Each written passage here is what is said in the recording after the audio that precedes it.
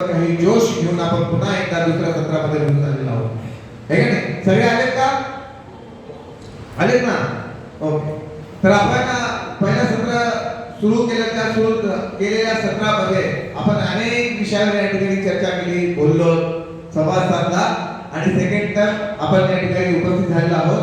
छत्रपती शिवाजी महाराजांचा विचार घेऊन पुन्हा एकदा की छत्रपती शिवाजी महाराजांच्या या महाराष्ट्रामध्ये ज्यावेळी छत्रपती शिवाजी महाराजांनी स्वराज्य निर्माण केल्यानंतर त्या काळामध्ये 750 वर्षाचा इतिहास होता. 750 वर्षाचा. त्याच्या आधीचा पण इतिहास जर आपण इतिहासाची पानं उलटली, ते उलटलेला जो इतिहास आहे आपल्याला प्रचंड आणि प्रबल इतिहास आपल्याला ऐकायला मिळेल. फारसं काही त्या विषयाला बदल देत नाही, विषयामध्ये हात घालत नाही. वरच्यावर तुम्हाला सगळा इतिहास सांगतो. आणि 700 वर्षाच्या आधी पण आपल्या या भूमीवर आपलं राज्य होतं. त्याच्यानंतर 700 वर्षामध्ये आदिलशाही, निजामशाही, मुघलशाही, त्याच्यानंतर मग इंग्रज वगैरे आले, या सगळ्या गोष्टी. पण खऱ्या अर्थाने क्रांतीची सुरुवात जी झाली ते म्हणजे छत्रपती शिवाजी महाराजांच्या जन्मामुळे 19 फेब्रुवारी 1630 रोजी. छत्रपती शिवाजी महाराजांचा जन्म कधी झाला? कुठे झाला? शिवनेरी. आणि 2 दिवस जर लेट झाले असते तर आपल्या संगमनेर तालुक्यामध्ये पेठगिरीवर झाला असता त्यांचा जन्म. कारण काळ थंड असा होता की छत्रपती शिवाजी महाराजांचे वडील छत्रपती शिवाजी महाराजांचे वडील फर्जंद शहाजी महाराज हे निजामाची चाकरी करत होते. आणि निजामाची चाकरी करता करता त्यावेळेस लखुजीराव आणि मालोजीराव हे कोण होते? शहाजी महाराजांचे वडील. आणि लखुजीराव कोण होते? हे निजामाचे वकील होते. मालोजीराव आणि लखुजीराव हे दोन्ही निजामाकडे चाकरी करत होते. पण अशा वेळेस मुलगा मोठा झाला, त्याचं लग्न करायचंय म्हणून प्रस्ताव मालोजीरावांनी त्या ठिकाणी लखुजीरावांसमोर मांडला. परंतु मांडल्यानंतर त्यावेळेस निजामाने मध्यस्थी केली आणि सांगितलं की तुमची मुलगी मालोजीरावांच्या मुलाला म्हणजे शहाजी महाराजांना द्या. त्यावेळेस लखुजीराव म्हणाले की तुमच्या निजामाच्या दरबारामध्ये आमचा जो मान आहे तो मोठा आहे. आमच्याकडे 70,000 मनसबदार आहे, त्यांच्याकडे 50,000 मनसबदार आहे, हे काय जमणार नाही बा. त्यावेळेस निजामाने मध्यस्थी केली आणि शहाजी महाराजांचं आणि जिजाऊंचं लग्न लावलं. आणि भोसलेंच्या घराण्यामध्ये जिजाऊंचं आगमन त्या ठिकाणी झालं. आगमन झाल्यानंतर पहिला मुलगा जिजाऊंना आणि शहाजी महाराजांना कोणता झाला? जी कोणता? संभाजी महाराज. हे का नाही? संभाजी महाराज. मग कोण? यस, बोला जा, उत्तर बोला. पहिले पुत्र कोण होते? तुम्ही म्हणा सर संभाजी महाराज कसं काय? म्हणताय का? तर संभाजी महाराज पहिल्या मुलाचं नाव होतं शिवाजी महाराजांच्या मोठ्या बंधूंचं नाव. शिवाजी महाराजांचं पहिल्या भावाचं नाव संभाजी महाराज होतं. संभाजी महाराजांचं नाव संभाजी महाराज का ठेवण्यात आलं? कारण का नगरच्या पुढे भातवडी गाव आहे. माहितीये भातवडीचं गाव? भातवडी गाव आहे. त्या गावामध्ये निजामाच्या दरबारामध्ये शहाजी राजेंचं आणि लखुजीरावांचं त्या ठिकाणी भांडण झालं. कारण खंडागळेचा हत्ती तो पिसाळला गेला. खंडागळे कोण होता? हा सुद्धा जसे शहाजी महाराज होते, जसे लखुजीराव होते, हे सगळे जसे राजे होते तसेच हे सुद्धा खंडागळे होते. आणि खंडागळ्यांना हत्ती दिलेला होता. त्यावेळेस परिस्थिती अशी होती की एखादा तहसीलदार असेल त्याला गाडी, तलाठी असेल त्याला 2 व्हीलर, कलेक्टर असेल त्याला फॉर्च्युनर, असे. तसा त्यांना खंडागळ्यांना हत्ती दिलेला होता. पण हत्ती खंडागळ्यांना पिसाळला आणि राजदरबारामध्ये त्यावेळेस तो हाहाकार माजायला लागलेला होता. पूर्ण राजदरबार हा उद्ध्वस्त करायला निघालेला होता. पण त्याला आवडणार कोण? त्याला व्यसन घालणार कोण? मग अशा वेळेस छत्रपती शिवाजी महाराजांचे छत्रपती शिवाजी महाराजांचे जे वडील होते शहाजी महाराजांचा चुलत भाऊ. थोडंसं किचकट आहे, थोडंसं समजून सांगू मी. चुलत भाऊ शहाजी महाराजांना एक चुलते होते विठोजी विठोजी आणि विठोजी आणि त्यांचे वडील जे होते मालोजी. विठोजी आणि मालोजी हे दोघं सख्खे भावंड. आणि मालोजींना एक मुलगा, मालोजींना दोन मुलं, शहाजी आणि शरीफजी. आणि इकडे जे होते हे विठोजी यांना संभाजी. म्हणजे हे त्यांच्याकडे चाकरी करत होते निजामांकडे. खंडागळाचा हत्ती पिसाळा आणि पिसाळल्यानंतर दरबारामध्ये प्रचंड मोठं त्या ठिकाणी थैमान मानलेलं होतं. मग त्यांना रोखणार कोण? रोखणार असं आहे तरी कोण? निजामाची मीटिंग चालली होती. ती मीटिंग संपल्यानंतर, सभा संपल्यानंतर सगळे जे ते त्याच्या घरी जायला निघाल्यानंतर हा सगळा प्रकार घडला. दरबारामध्ये कुणी नव्हतं. मग त्यावेळेस शहाजी महाराजांनी आणि संभाजी महाराजांनी, जे शहाजी महाराजांचे चुलत भाऊ होते, यांनी त्या हत्तीला आकळलं, वेदन घालायचा प्रयत्न केला, परंतु कुणीही त्या ठिकाणी धजावत नव्हता. जिजाऊंचे जे बंधू होते दत्ताजीराव, ते सामोरे आले. मग त्यांनी ते सामोरे आल्यानंतर दत्ताजींनी शहाजी महाराजांना सांगितलं, अहो राजे, हा हत्ती आहे, या हत्तीला तुम्ही छळू नका किंवा त्याला बाणाने तुम्ही मारू नका, तुम्ही साईडला व्हा. पण ऐकलेल्या मनस्थितीमध्ये शहाजी महाराज किंवा संभाजी महाराज नव्हते.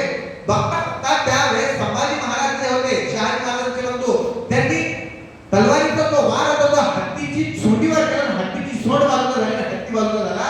आणि हे राग पाहून दत्ताजी जाधव होते, जिजाऊंचे बंधू, हे तुटून पडले शहाजी महाराजांवर.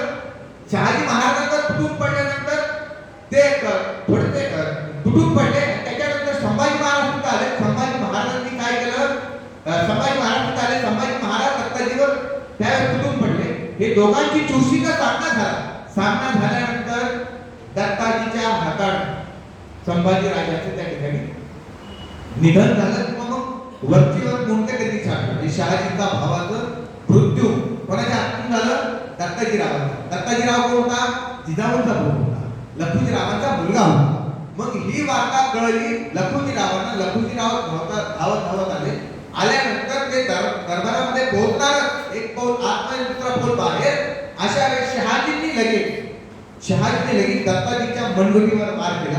आणि हे स्वतः लखुजीरावांनी पाहिलं. पाहता क्षणी आपल्या मुलाचा देह समोर पडलेला आहे. आपल्या समोर आपल्या मुलाचा देह पडलेला आहे. आणि कोण मारतोय? तर तो आपला जावई. मग अशा वेळेस तुमचं सगळी दुश्मनी तयार झाली, शत्रुत्व तयार झालं. असं करता करता हे प्रचंड दिवस लांबलेलं होतं. मग हे लांबलेलं युद्ध जे होतं, हे लांबलेलं जे त्याचं शत्रुत्व जे होतं, हे भरपूर दिवस चाललं.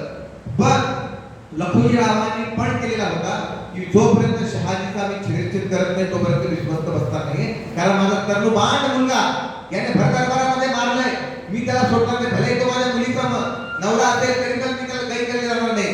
मग त्यांच्या मागावर असताना इकडे नगर वगैरे हे करता संगमनेर पर्यंत आले.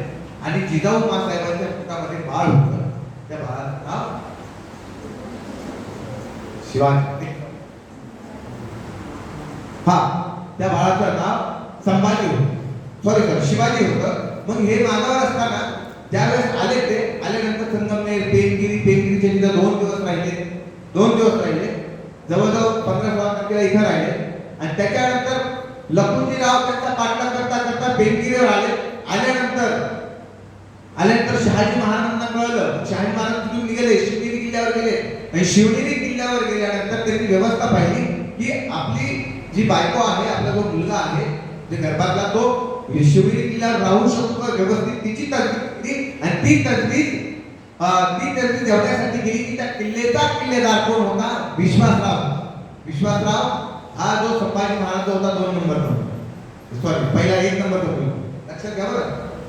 शिवाजी महाराजांचा मोठा भाऊ संभाजी, या संभाजी महाराजांचं लग्न विश्वासरावच्या मुलीशी झालेलं होतं. मग तो विश्वासराव कोण आहे? शहाजी महाराजांचा व्याही आहे. कोण आहे? व्याही आहे. मग त्या व्याहीवर जबाबदारी टाकली की जिजाबाई आणि जिजाबाईच्या उदरीमध्ये असलेला जो मुलगा आहे, बाळ आहे, त्या बाळाला सुखरूपपणे आम्ही तिथे घेऊन येतो. तुम्ही त्याचं रक्षण करा.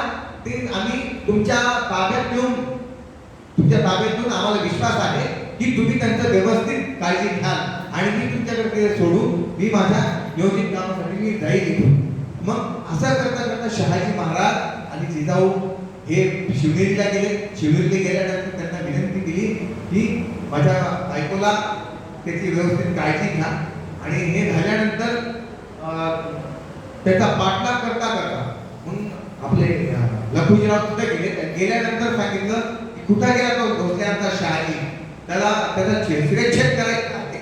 मग अशा वेळेस जिजाऊ मासाहेब म्हणाल्या, तुम्हाला मी जरी जाधवांची असले पण आता भोसल्यांची सून आहे, तुम्हाला जर माझ्या नवऱ्याला मारायचं असेल तर मला आधी तुम्ही मारा, मग नंतर त्याच्याकडे पहा, मी त्याशिवाय तुम्हाला आतमध्ये जाऊन देणार नाही. मग तिथं तो समेट झाला, समझोता झाला तरी करून ते झाल्यानंतर 19 फेब्रुवारीला शिवाजी महाराजांचा जन्म तिथे झाला. आणि झाल्यानंतर माहितीच आहे की स्वराज्य निर्माण केलं. पण स्वराज्य काय पण होतं का? असं निर्माण होत नव्हतं.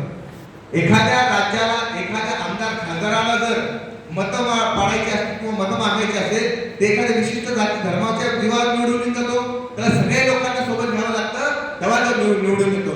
आणि मग शिवाजी महाराजांचं स्वराज्य, शिवाजी महाराजांचं स्वप्न काय होतं? ते निवडून यायचं थोडी होतं की नाही, आपल्या सुखाचे आणि आनंदाचे दिवस आले पाहिजे म्हणून सगळ्यांना सोबत घेऊन आपल्या स्वतःचं राज्य निर्माण करायचं आहे. कारण आदिलशाही, निजामशाही, फरीदशाही, बरीदशाही, इमामशाही, मुघलशाही ही सगळी शाही सुद्धा सत्ता या महाराष्ट्रात नव्हे देशभरामध्ये या ठिकाणी देशभरामध्ये राज्य करतायत. आपलं स्वतःचं गोरगरिबाचं कष्टकऱ्याचं राज्य घेणार कधी? तर मग हे स्वप्न घेऊन छत्रपती शिवाजी महाराजांनी हिंदू मुसलमान महारबाग कोणी कासा सुद्धा कामा ढाली मल्ला साडेकाळी गुरु दोषी पिल्ल बडार आदिवासी सगळ्या संप्रदायाला एकत्रित केलं. एकत्रित करून या सगळ्या या महाराष्ट्राच्या मातीमध्ये स्वराज्याची नोंदणी ठेवली. आता हे करत असताना शिवाजी महाराजांनी काय केलेलं असावं? मातीची गडकोट किल्ले जिंकणे, त्या जिंकणे बनवणे हे सगळं तुम्हाला मागच्या शिक्षणामध्ये सांगितलं. परंतु मावळ्यांना आपण छोटी ट्रेनिंग म्हणतो ना, ती दिली कशी? तर शिवाजी महाराज यांना छोटी ट्रेनिंग देणारे जिजाऊ मासाहेब सुद्धा त्यांनी दिले. पण शिवाजी महाराजांनी विचार केलाय की आपण सुद्धा आपल्याला शिवाजी महाराज विचार केला आपल्याला कसं राजमास्टर जिजाऊ साहेबांनी ट्रेनिंग दिले, घोडस्वारी, हत्तीस्वारी या सगळ्या खेळामध्ये त्यांना तरबेज केले, आपण आपल्या मित्रांना सुद्धा केलं पाहिजे. आणि म्हणून शिवाजी महाराज सगळ्या पोरांना एकत्रित केले. गावच्या बाहेरच्या दार जगात घेऊन जायचे, तिथे त्यांना युद्धाचं प्रशिक्षण दिलं जायचं. पण कुणाला न कळत, कुणाला कळणार नाही अशा लोकांनी आपला हात काय चाललंय हे कुणाला कळू नये म्हणून शिवाजी महाराजांनी त्या पोराला जंगलातल्या बाहेरच्या झाडावर टेहळी करण्यासाठी उभं केलेलं असायचं. आणि त्याला सांगितलेलं असायचं, कुणीतरी अनोळखी माणूस आला तर लगेच तू खुनेचा आवाज कर. तुझा खुनेचा आवाज ऐकला तर आम्ही इकडे तलवार शेतात लपून ठेवतो आणि विट्टीदांडूचा खेळ चालू करतो. त्या दिवशी शिवाजी महाराजांचा खेळ रंगात आलेला होता.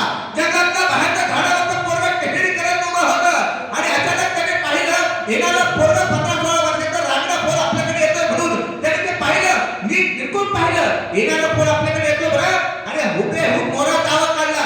मोराचा आवाज म्हणजे खून. शिवाजी महाराजांना कळवायचं म्हणून शिवाजी महाराजांनी मोराचा आवाज ऐकला आणि सोबत त्यांना सांगितलं, तलवारी शस्त्र लपून ठेवा, कुणीतरी अनोळखी माणूस म्हणून शिवाजी महाराजांनी ते आदेश दिला. आदेश दिल्यानंतर तोपर्यंत जंगलातल्या बाहेरच्या झाडावरचं पोरगं दिशी खाली पडलं होतं आणि त्या 15-16 वर्षाच्या रांगड्या पोरापुढे जाऊन उभं राहिलं होतं आणि त्याला तमाश घेऊन विचारत होतं, कोण रे तू? नाव काय रे तुझं? कुठं आला? तसं तुम्हाला म्या रामोशाचा बहिर्जी. काय काम करलेस ना? काय नव राजांना भेटता का म्हणतो? अरे का रे? अरे का की राजांना सांगावं तिने रामोशाचा बहिर्जी आलाय. तसा तो खुनेचा पोरगा धावत पळत आतमध्ये गेला. आतमध्ये गेल्यानंतर महाराजांना मुद्रा केला. मुद्रा केल्यानंतर तो महाराजांना सांगितला का महाराज कुणातरी रामोशाचा बहिर्जी आलाय, तुम्हाला भेटायचा म्हणतो. त्यावेळेस महाराज म्हणाले असं काय देखील पाठीमागमध्ये. तसा तो बहिर्जी आतमध्ये गेला, महाराजांना मुद्रा केला आणि महाराजांनी त्याला सांगितलं, काय रे कोण रे तू? नाव काय? काय काम करण्यास बघ? त्यावेळेस तो म्हणाला, महाराज म्या रामोशाचा बहिर्जी. काय काम करण्यास बघ? काय बघ महाराज, कैक मास झाले, कैक महिने झाले मी तुमच्या मागावर आहे, मी तुमच्या पार्टीवर आहे. मी ज्यावेळेस गावामध्ये येतो, गावामध्ये आल्यानंतर तुम्ही समजा पोरांनी सोबत घेऊन गावाच्या बाहेर पडतात. गावाच्या बाहेर पडल्यानंतर जंगलामध्ये जातात. जंगलामध्ये जाताना तर दिसताय परंतु येताना काही दिसत नाही भाई. मग मी विचार केला की असं समजा पोरांना घेऊन आतमध्ये जातात तर खरी, परंतु बाहेर येत नाही. मग मी आतमध्ये गेलो, जंगलामध्ये पाहिलं, कुठं गवतानाचं झालं तुम्ही, पण एका झाडाच्या खाली तुमचा हा लाठ्या काट्याचा खेळ पाहिला आणि मी भाराव केलं. महाराज महाराज मला सुद्धा वाटतंय की मी सुद्धा तुमच्या कामामध्ये सामील व्हावं, तुमच्या सोबत काम करावं, स्वराज्यासाठी जान कुर्बान करण्यासाठी एखादी फक्त संधी द्यावा असते. महाराज महाराज म्हणतायत काय काय येत असतं तुम्हाला. महाराज शब्द येते महाराज, कशाचा पण आवाज करतो, कशाची मी नकल करतो, राजा वेशात करतो, असं करतो, तुम्ही पण ओळखायचं नाही. महाराज तुम्ही मला म्हणाल एखाद्या फकीराचा वेश परिधान करेल, महाराज तुम्ही मला म्हणाल एखाद्या संताचा वेश परिधान करेल, महाराज तुम्ही मला म्हणाल एखाद्या नर्तकीचा वेश परिधान मी करेल, महाराज तुम्ही मला म्हणाल एखाद्या भिकाऱ्याचा वेश परिधान मी करेल, हे सगळं वेश परिधान करेल, शत्रूच्या गोठामध्ये जाईल, हे जेवढ्या गोठामध्ये गेल्यानंतर शत्रूच्या समोर उभा राहील, अचूक माहिती घेईल आणि तुमच्या न्यायासनासमोर हजर करेल. महाराज फक्त एक संधी आम्हाला द्यावं. महाराज म्हणतात वा भले पट्टे शबास बहिरजी, आणि एक आमच्या स्वराज्यामध्ये सामील हो. त्यावेळेस बहिरजी म्हणतोय महाराज क्षमस्व, चूक दुरुस्त करा. महाराज म्हणतात काय नव बापासून सांगावं ते नको उद्यापासून ये. महाराज म्हणतात ठीक आहे ये उद्यापासून. तसा बहिरजी घरी जायला निघाला, 5 पावलं गेला असेल, काय होत असतं डोक्यात आलं. बहिरजी पुन्हा मागायला आणि महाराजांना सांगायला लागला राज शिवाजी राज पुन्हा एकदा चूक दुरुस्त करतो ती. महाराज म्हणतात काय बोल आता. त्यावेळेस बहिरजी म्हणतोय महाराज कुणाला कळू नये म्हणून तुम्ही झाडाच्या बाहेर जो पोरा उभा केला आहे ना, त्या पोरांनी सांगा की या दिवसामध्ये मोर वळत नाही. महाराज म्हणतात मोर वळत नाही, कुणी मोराचा आवाज ऐकायचा आणि तो विचार करायचा की या दिवसामध्ये मोर वळत नाही तर आवाज आला कुठनं, ऐकत बसून जा महाराज तुम्ही. त्यावेळेस महाराज म्हणतात हा गड खरा बोलतोस, उन्हाळ्यामध्ये मोर वळत नसत्या, पावसाळ्यात मोर वळतायत आणि हे तर विसरलोच होतो. त्यावेळेस महाराज म्हणाले वा भल्या पट्ट्या शबास, तुझी सारखी पोरं आमच्या या स्वराज्याला अपेक्षित आहेत आणि स्वराज्य शिवाजी महाराजांनी बहिरजी नाईकाला आपल्या स्वराज्यामध्ये घेतले. शिवाजी महाराजांचा इतिहास बहिरजी नाईकांशिवाय पूर्ण होऊ शकत नाही आणि बहिरजी नाईकांचा सुद्धा इतिहास शिवछत्रपती शिवाय पूर्ण होऊ शकत नाही. तुम्ही छत्रपती शिवाजी महाराजांचा इतिहासाचे पानं उचलून पहा, त्याच्यामध्ये आम्हाला बहिरजी नाईक इतिहासाच्या प्रत्येक पानांच्या शब्दामध्ये आम्हाला पाहायला मिळेल. आग्र्याहून सुटका असेल, शाही ठिकाणाची फजिती असेल, अफजल खानाचा वध असेल, शिवाजी महाराजांच्या प्रत्येक मोहिमेमध्ये हा बहिरजी नावाचा हा गुप्तहेर खात्याचा प्रमुख आम्हाला प्रत्येक ठिकाणी पाहायला मिळेल. शिवाजी महाराजांनी त्या बहिरजी नाईकाला आपल्या गळ्याशी कवटाळलं आणि सांगितलं गड्या तो आजपासून आमचा मैत्रगडी आहे आणि बहिरजी नाईकाला स्वराज्यामध्ये घेतलं. माझ्या भावांनो बहिरजी नाईक हा जो होता ना, हा कुठला होता माहिती, कुठला होता, नगर जिल्ह्यातला. नगर जिल्ह्यामध्ये पारनेर तालुका आणि तुम्ही नगरला जाता, शिंगवे नाईक माहितीये, शिंगवे नाईक त्याच्या नावावरून पडलेलं नाईक हे गाव आहे त्याचं. या 2 गावामध्ये त्याचा वास्तव्य येतो, तो नगर जिल्ह्यातला होता. आणि बहिरजी नाईक हा गुप्तहेर खात्याचा प्रमुख झाला. गुप्तहेर खात्याचा प्रमुख म्हणजे स्वराज्याचा डोळा, तिसरा डोळा म्हटलं जातं. आणि गुप्तहेर खात्याचा प्रमुख जो बहिरजी नाईक होता त्याच्या हाताखाली कमीत कमी 5000 सैन्य गुप्तहेर खात्यामध्ये सामील होती. बरं म्हणजे बहिरजी नाईक हा गुप्तहेर खात्याचा प्रमुख, त्याच्या हाताखाली जवळजवळ 5000 फौज ही तैनात होती. देशामध्ये कुठेही काही घडलं तर काही दिवसातच लगेच ती बातमी बहिरजीकडे येतील, बहिरजी तो राजापर्यंत पोहोचायचा. पण याच्यामध्ये गमक असं होतं की बहिरजी नाईकांच्या स्वराज्यामध्ये जेवढी माणसं होती त्या प्रत्येक माणसाला माहिती नव्हतं की आपला मोठ्या आहे तरी. एवढी गुप्तता पाळली जात होती. बरं एवढी गुप्तता सूक्ष्म. असं म्हटलं जातं, इंग्रज अधिकारी म्हणतो की शिवकाळामध्ये आम्ही तरी बहिरजीला पाहिलेलं नाहीये, पण बहिरजीचं ते कामगिरी होती निश्चित थरारक होतं. अचूक माहिती तो घेऊन जायचा आणि शिवाजी महाराजांच्या रायगडावर तो सादर करायचा. आणि मला असं वाटतं की सुरतेच्या लूटमध्ये त्या लुटीच्या वेळेस एक भिकारी रूप परिधान करत असलेला जो व्यक्ती त्या ठिकाणी बसलेला होता, हातामध्ये कटोरा घेऊन, डोक्याला खुरवलेली दाढी, डोक्याला फेटा आणि मळलेले कपडे घालून तो बसलेला होता, त्याची नजर तीक्ष्ण होती. अचूक माहितीचा शिरदार तो तसा वाटत होता. असा तो व्यक्ती आम्हाला शिवाजी महाराजांच्या राज्याभिषेक सोहळ्याच्या वेळी आम्हाला दिसला. सेम टू सेम व्यक्ती आम्हाला त्या ठिकाणी दिसतात. कदाचित तो बहिर्जी असावा. हे इंग्रजांनी लिहून ठेवलेलं आहे बरं. आणि बहिर्जी नाईक जे आहेत स्वराज्यातील तिसरी डोळे. शिवाजी महाराजांनी सूक्ष्म आणि बारीक विचाराने ही सगळी लोकांना जमा केली. शिवाजी महाराज रायगडावर जात असताना, रपेट करत असताना अचानक महाराजांसमोर एक 15-16 वर्षाचा रांगडा पोरेकडे दिसते बरं. आंड दांड रान रेड्याच्या टक्कीचं हत्तीच्या बरोबर चालत येत होतो. ताकद एवढी अफाट होती की हातामध्ये तार वाकावी असा नुसता तो पहाड वापरून निघालेला होता. महाराजांनी त्याच्याकडे पाहिलं आणि पाहून त्याला सांगितलं सोबताला, हा जरा आंड दांड शरीर एष्टीचा माणूस आपल्या स्वराज्यामध्ये पाहिजे. आणि सोबत असलेल्या त्यांच्या सोबत्यांनी सांगितलं, महाराज आपण जाऊन त्याच्याशी बोलूया तरी. महाराज त्याच्याकडे गेले. तो आण दाण हत्तीच्या रानड्यासारखा ताकदवर होता आणि त्याची हाईट, त्याची उंची जबरदस्त होती. महाराज त्याच्या समोर उभे राहिल्यानंतर वरती पाहिलं तर महाराजांनी त्याच्या खांद्यावर असा हात ठेवला आणि सांगितलं, नाव काय आहे तुझं? काय करतो? येतो तुमच्याकडं? तो म्हणाला, काय करावं लागेल? महाराज म्हणाले, काय नवं, फक्त खायचं, प्यायचं आणि झोपायचं आणि कुणी आडवा आला तर कापायचं बस. तुम्हाला येतो जी आला सामील. त्याचं नाव होतं संभाजी कावजी कोठाळकर. संभाजी कावजी कोठाळकर शिवाजी महाराजांचा अंगरक्षक म्हणून होता बरं. प्रतापगडाचा रणसंग्राम ज्यावेळेस झाला तर 10 अंगरक्षकांमध्ये संभाजी कावजी कोठाळकरचं एक नाव होतं.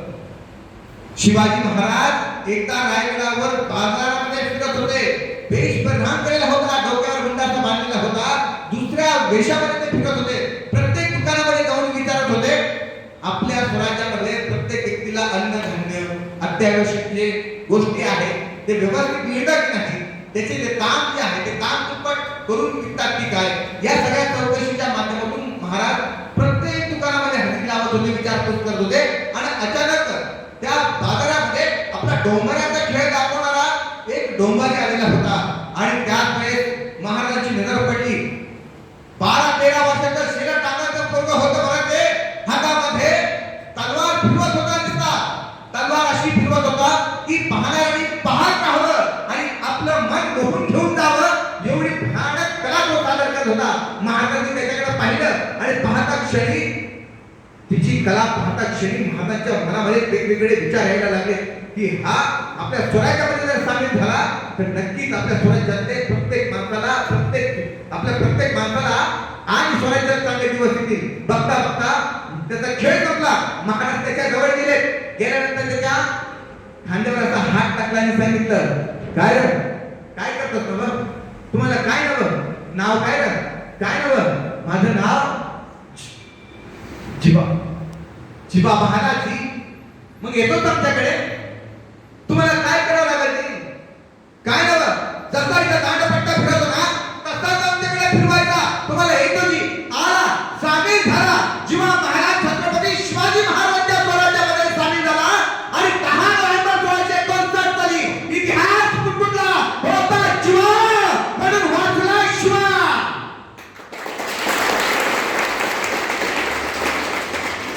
हा जिवा महाला बरं स्वराज्यामध्ये आला, सामील झाला. जिवा महाला हा न्हावी समाजात होता बरं. आणि बहिर्जी नाईक रामोशी समाजात होता. आणि शिवाजी महाराजांनी जात धर्म कधीच पाळला नाही किंवा माणसं जात पाहून माणसांना कधी जवळ ठेवलं. हे सांगायचं कारण एवढंच आहे की शिवाजी महाराजांचं स्वराज्य समतेचं, समानतेचं, बंधुत्वाचं आणि स्वातंत्र्याचं होतं. आणि म्हणून तुमच्या आणि माझ्या हृदयामध्ये शिवाजी महाराज आजही जिवंत आणि जिवंत आहेत. 28 जानेवारी 1645 ची घटना होती की छत्रपती शिवाजी महाराज हे रायगडावरून शिवनेरी किल्ल्यावरून निघाले. निघाले. निघाल्यानंतर त्यांच्या सोबत 50-60 मावळ्यांचा ताफा होता बरं. ताफा घेऊन शिवाजी महाराज पुण्याच्या धर्तीकडे कूच करत होते आणि अचानक डोंगरकड्यातून आवाज आला की राज महाराज. त्यावेळी डोंगरकड्यातून आवाज आलाय आणि महाराजांनी घोड्याचा लगाम ओढला. घोडा थांबला गेला. महाराजांच्या मागे असंख्य मावळे ते जागेवर थांबले आणि पाहतात तर काय, एका डोंगरकड्यातून मोठमोठ्याने आवाज येतात की राजा आम्हाला राजा थांबा म्हणून. आणि पाहतात ते काय, 50-60 वर्षाचा म्हातारा माणूस शिवछत्रपतींकडे धावत पळत येतोय. महाराजांनी पाहिलं की एवढा 50-60 वर्षाचा म्हातारा माणूस आपल्याकडे धावत पळत येतोय. महाराज रिकबितनं पाय काढले आणि घोड्यावरून खाली उतरले आणि त्या म्हाताऱ्या माणसाचं यायची त्या ठिकाणी वाट पाहत होते. तो म्हातारा पळत पळत येत होता. पळता पळता पडत होता आणि पडलेली टोपी पुसून झटकून पुन्हा डोक्यावर ठेवत होता आणि पुन्हा महाराजांकडे येऊन तो धावत पळत मोठमोठ्याने आरडाओरडा करत येत होता. आला क्षणी त्याने महाराजांच्या पायावर पडला. पायाचे चरण स्पर्श केले आणि मोठमोठ्याने ढसा रडायला लागला. रडता रडता सांगायला लागला की राजा आम्हाला न्याय द्यावा. महाराज म्हणतात काय झालं. त्यावेळेस तो 60 वर्षाचा म्हातारा माणूस म्हणतो, महाराज माझी लेक माझी पोरगी सकाळी सकाळी गावच्या विशीवर पाणी भरायला गेली. विहिरीवर पाणी भरता भरता गावचा पाटील बाबाजी भिकाजी गुजर राजा गावचा पाटील शिवाजी महाराजांचा हा सगळ्यात पहिला दुश्मन मुनिया. कारण सगळ्यात कठोर शिक्षा त्या बाबाजी भिकाजी गुजरला शिवाजी महाराजांनी आणि सांगितलं की सकाळी सकाळी माझी पोर गावच्या विशीवर जी विहीर आहे त्या विहिरीवर पाणी भरायला गेली आणि भरायला गेल्यानंतर तिथे गावचा पाटील रांझ्याचा पाटील बाबाजी भिकाजी गुजर या पाटलाने माझ्या पुरची फोड काढली, तिच्यावर बलात्कार केला, बदमन केला आणि तिची अब्रूची रचणे गावच्या विशीवर टाकू नये म्हणून त्या पुरीने त्या विहिरीमध्ये स्वतःला झोकावून घेतलं. महाराज मला न्याय दे. 15 वर्षाचा म्हातारा माणूस 15 वर्षाचा एक तरुण मुलगा ज्याचं नाव छत्रपती शिवाजी महाराज आणि 60 वर्षाचा म्हातारा माणूस त्याचं नाव रामजी बाबा.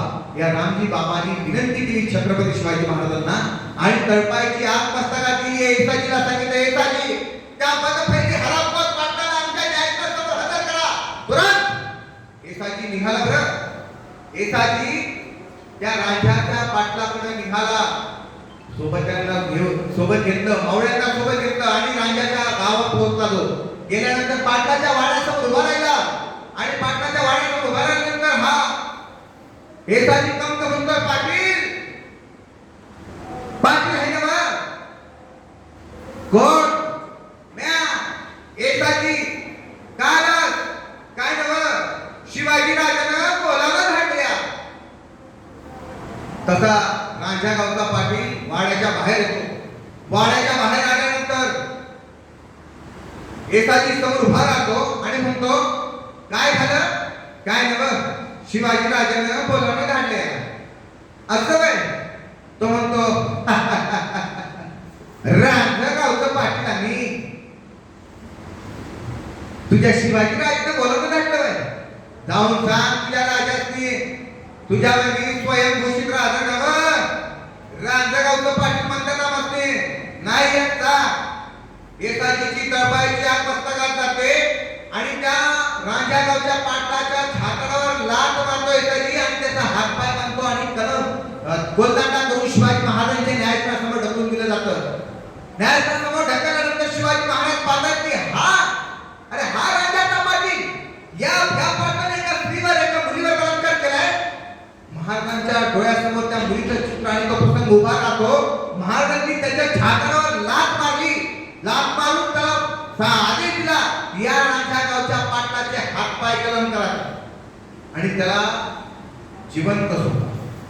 मारू नका त्याला, जिवंत सोडा. का कारण याला जर मारलं तर हा एकदा मरेल आणि याचे हातपाय कलम करून जर याला पुण्याच्या धर्तीवर जर तसंच सोडलं तर लोक सुद्धा पाहतील बोलतील की स्त्रियांवर अन्याय अत्याचार करणाऱ्यांचं काय केलं जातं तर रांझ्याचा पाटील बाबाजी भिकाजी गुजर केलं जातं. म्हणून याचे हातपाय कलम करा असा आदेश देऊन टाकला.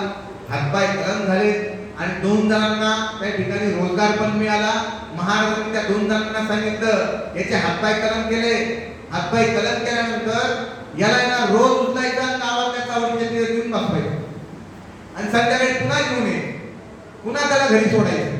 म्हणजे अशी ड्युटी शिवाजी महाराजांनी त्या ठिकाणी त्या दोन मावळ्यांना लावली.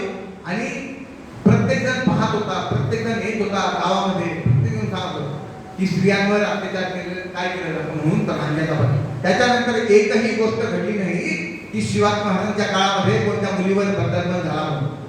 असे ह्या सगळ्या गोष्टी आहेत. आणि शेवट तर अजून किती कॅपॅसिटी आहे का? काही वाटलं काढावटा घसाकोंडा करून फक्त हात. त्याच्यानंतर शिवाजी महाराजांच्या काळामध्ये मी किती वेळ बोलू शकतो बरं का? फक्त मला सांगा सर, थांबा मी किती वेळ बोलू शकतो. तर मग त्याच्यानंतर शिवाजी महाराजांच्या काळामध्ये स्त्रियांवर कधीच अन्याय अत्याचार झाला नाही बरं. कारण ते राज्य कोणाचं होतं? शिवछत्रपतींचं राज्य होतं. त्यावेळेस प्रत्येक मुलगी, प्रत्येक महिला आनंदाने सुखाने नांदत होती. प्रत्येक जण आनंदाने, अरे शेतामध्ये सुद्धा डौलदार जर पीक आलं तर ते पीक सुद्धा वाऱ्याच्या तालावरती नाचत होतं. अशी जी कणसं असायची, ती कणसाचे दाणे जे होते ते भरलेले होते. शिवाजी महाराजांच्या काळामध्ये ज्या वेळेस दुष्काळ कधी पडलाच नव्हता, पण शिवाजी महाराजांच्या जन्मामुळे शिवाजी महाराजांनी प्रजेच्या प्रत्येक चेहऱ्यावर सुखद हास्य त्या ठिकाणी पाहायला मिळत होतं. कधीच कुणावर अन्याय अत्याचार झाला नाही. इथला समाज जो आहे तो एकसंघ राहिला पाहिजे, संघटित राहिला पाहिजे. प्रत्येक समाजाने विचार केला पाहिजे की हे राज्य माझं आहे, या राज्याचा मी शिलेदार आहे. म्हणून स्वराज्य हे नाव शिवछत्रपतींनी आपल्या स्वराज्याला दिले. शिवाजी महाराजांच्या काळामध्ये जसा महिलांना मान सन्मान होता, तसा शेतकऱ्यांना सुद्धा मान सन्मान होता. बरं, 5 मे 1674 चं एक पत्र आहे. त्या पत्रामध्ये छत्रपती शिवाजी महाराज प्रभावळीच्या सुभेदाराला सांगतात, गड्या लक्षात घे, तू या गावचा सुभेदार आहे. या गावामध्ये कोण कोण शेतकरी असते, त्या शेतकऱ्यांच्या बांधावर जात असताना त्या शेतकऱ्यांची परवानगी घ्यायची. त्यांच्या भाजीच्या देठाला हात लावायचा नाही जोपर्यंत शेतकरी परवानगी देत नाही.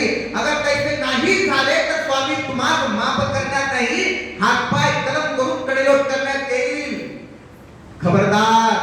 शिवाजी महाराजांचं पत्र आहे 5 मे 1674. हे शेतकऱ्यांविषयी धरून कुणाला बैल जोड्या नसेल तर बैल जोड्या दिल्या जायच्या. कुणाच्या शेतावर कर्ज असेल तर कर्ज त्या ठिकाणी माफ केलं जायचं. अरे कुणाला अन्नधान्य नसेल त्या अन्नधान्याची मदत सुद्धा छत्रपती शिवाजी महाराज करायचे. शिवाजी महाराजांच्या कालखंडामध्ये शेतकऱ्यांचे सुखाचे दिवस होते. 31व्या शतकामध्ये 75 आपण भारत देशाचा अमृत महोत्सव साजरा करतो. आताचे शेतकरी आणि त्याकालीन कालखंडामध्ये शेतकरी याच्यामध्ये तुलना होऊ शकत नाही. बरं, दुष्काळ जरी पडला असेल, दुष्काळाच्या समयी शिवाजी महाराजांनी त्या सगळ्या गोष्टीची तरतूद केलेली असायची. ही गोष्ट आम्ही लक्षात घेतला पाहिजे. शिवाजी महाराज हे उत्तम अभियांत्रिकी होते. कारण अभियांत्रिकी आपण काम म्हणू शकतो की 16 वर्षाचे असताना शिवाजी महाराजांनी रायगड किल्ला पाहिला. रायगड किल्ला पाहिल्यानंतर त्या किल्ला डागडुजी कशी करायला पाहिजे, कुठं काय असायला पाहिजे, गंगा सागर तलाव आजही तुम्ही तिथे गेला तर तुम्हाला तिथं पाणी पाहायला मिळेल. शिवाजी महाराजांच्या या रायगड किल्ल्यावर संडास आहे. संडास स्वच्छ भारत अभियान त्या काळापासून. शिवाजी महाराजांच्या 6 राण्या होत्या. किती राण्या होत्या? अरे किती होत्या? 6 राण्या होत्या. आणि त्या 6 राण्यांना प्रत्येकी टॉयलेट होतं बरं त्या काळामध्ये. हो, आजही जा तुम्ही टॉयलेट मग आजही पाहिलं.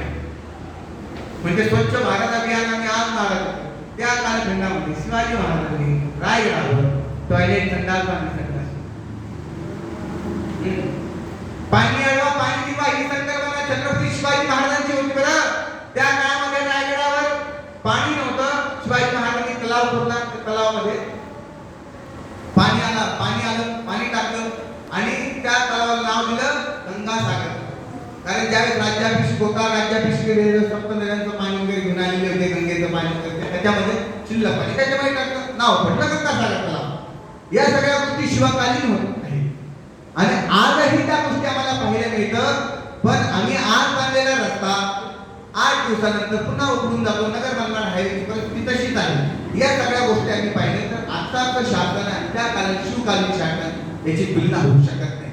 जसे छत्रपती शिवाजी महाराज उत्तम अभियांत्रिकी होते, तसेच छत्रपती शिवाजी महाराज कलाकारांच्या प्रती सुद्धा एक उत्तम आणि उत्कृष्ट असे आपण त्याला म्हणूया जाणकार होतो. शिवाजी महाराजांच्या कालखंडामध्ये जो कोणी कलाकार असायचा तो स्वराज्यामध्ये यायचा. गोंधळी असेल, भारुडकर असेल, कीर्तनकार असेल किंवा मग एखादा भगत असेल. भगत नाही का देवीचं गोंधळ करतो तो उदगन देव दे हा हे जे यायचे स्वराज्यामध्ये त्या आल्यानंतर शिवाजी महाराज प्रत्येकाला मान सन्मान दिले. शिवाजी महाराज हे धार्मिक होते. काय होते? धार्मिक होते. काय होते?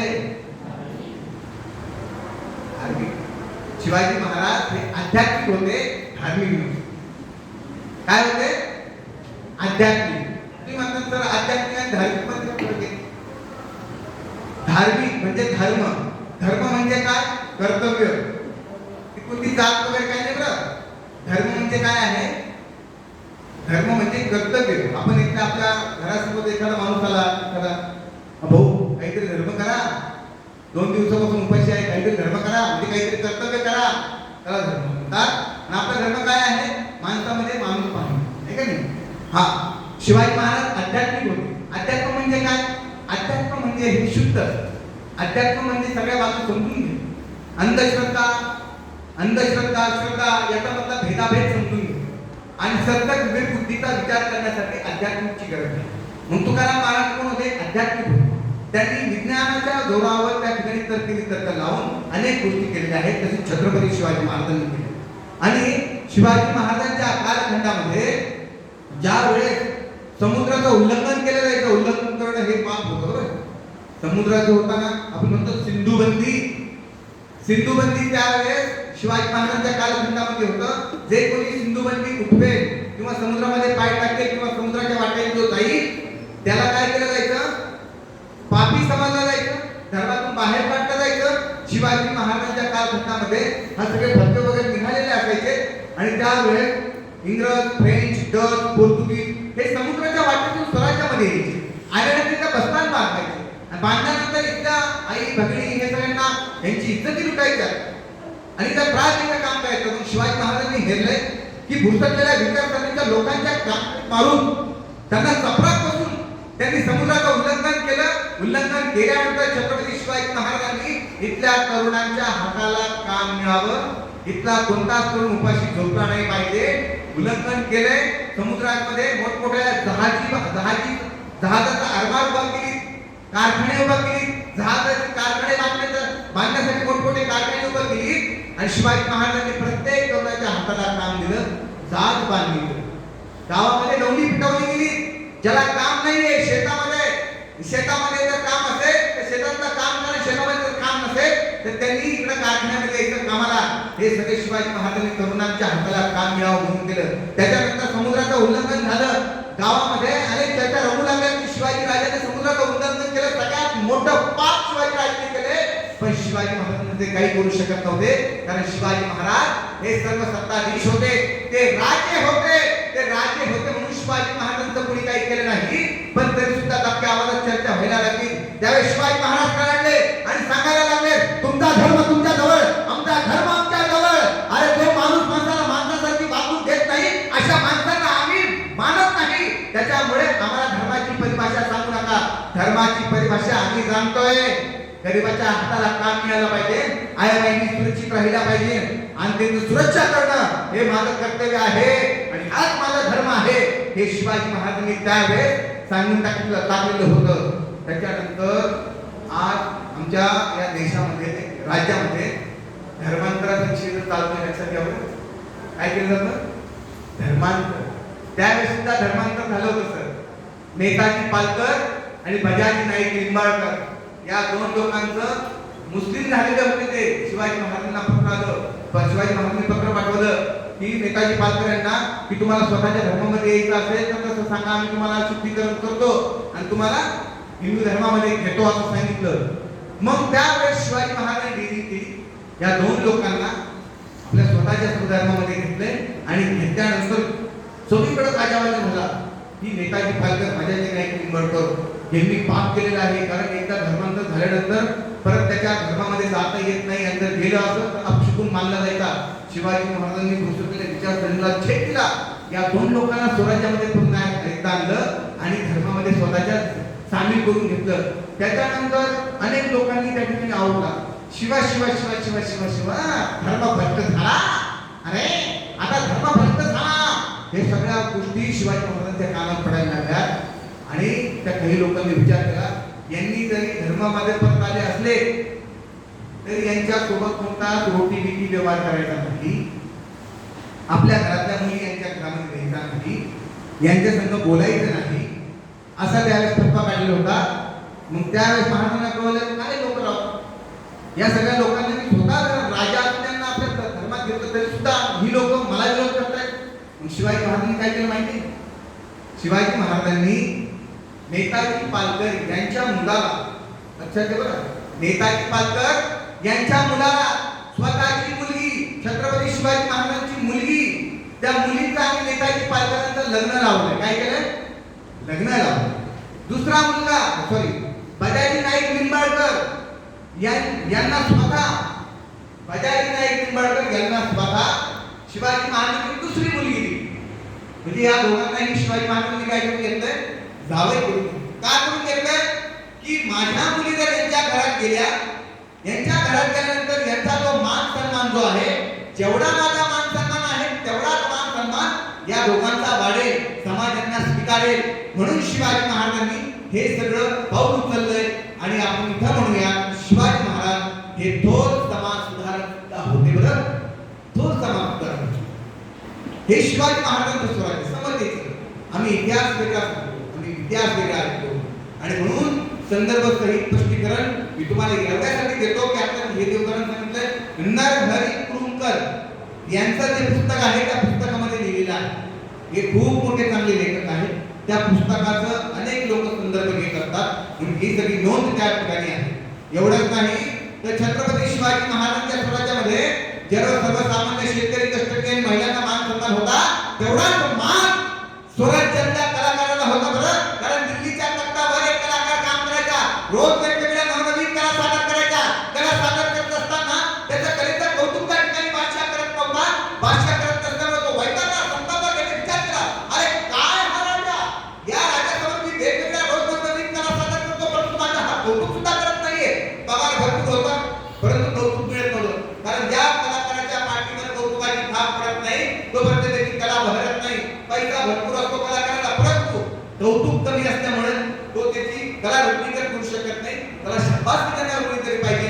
आणि म्हणून तो कलाकार त्या दिल्लीच्या तख्त सोडून धावत पडत महाराष्ट्रात आला. महाराष्ट्रात आल्यानंतर आला थेट रायगडावर गेला. रायगडावर गेल्यानंतर त्याने किल्लेदाराला विचारलं की श्रीमान, मैं शिवाजी से मिलना चाहता हूं. त्यावेळेस तो किल्लेदार म्हणाला, नहीं नहीं, अभी आपको नहीं मिल सकता, अभी आप नहीं मिल सकते. त्यावेळेस तो किल्लेदार म्हणाला, नहीं आप अभी नहीं मिल सकते हो. त्यावेळेस तो कलाकार म्हणाला, नहीं नहीं, आप कुछ भी कीजिए, बस एक बार शिव जी के दर्शन हो जाए तो मेरा जीवन सफल हो जाएगा. त्यावेळेस तो कलाकार म्हणाला, फक्त एकदा शिवाजी महाराजांचं दर्शन झालं म्हणजे माझं आयुष्य सार्थक होईल. मी खूप लांबून आलेलो आहे, मी यमुनेच्या तीरावरून आलोय, गंगाच्या तीरावरून आलोय, मला फक्त एकदा भेटू द्या. आणि हे सगळं ऐकल्यानंतर त्या किल्लेदार म्हणाला की तुला आता भेटता येणार नाही, पण तुला जर भेटायचं असेल तर आता मागे जगदीश्वराचं मंदिर आहे किल्ल्यावर, त्या किल्ल्याच्या थोड्याशा बाजूने तो आतमध्ये जाऊन मंदिरात जाऊ शकतो. तिथं काही वेळा शिवाजी महाराज येतील, पण हा मी सांगितलं म्हणून कोणाला सांगायचं नाही. बरं, त्यावेळेस तो किल्लेदाराला म्हणाला, नाही मैं तो नहीं बताऊंगा, बस मुझे शिवजी से मिलना है.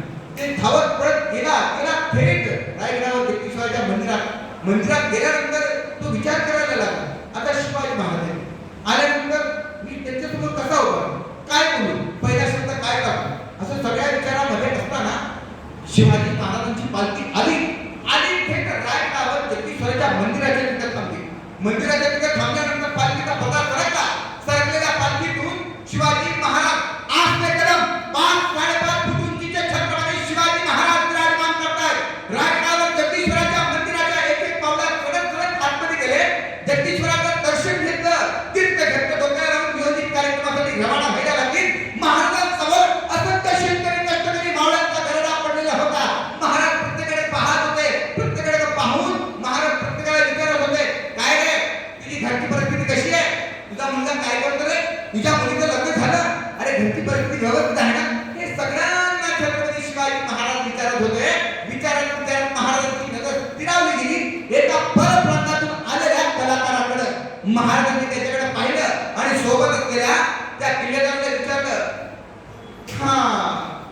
थोडा वेगळा दिसतो ना? नाही ना? याची देहबोली वेगळी आहे, याचा पोशाखही वेगळा आहे. नाही हा आपला इतका नाही दिसत आहे ना, हे ना? त्यावेळेस तो किल्लेदार म्हणला, हा महाराज, मी तुम्हाला सांगणारच होतो, परंतु समजता समयाची विसंती मिळाली नाही म्हणून आम्हाला सांगता आले नाही.